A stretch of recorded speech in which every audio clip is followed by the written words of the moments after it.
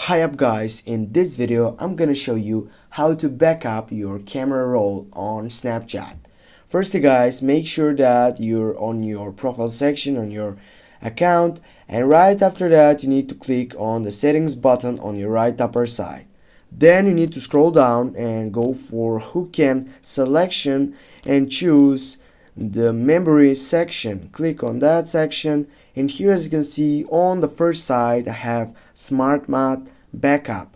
Now I need to get tick on this side or just turn on, and what I need to do next is just type on save button selection.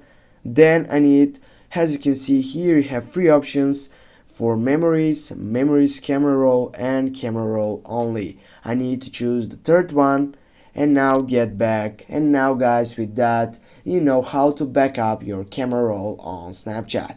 Thanks for watching. Don't forget to hit that like and share the video. Have a nice day guys.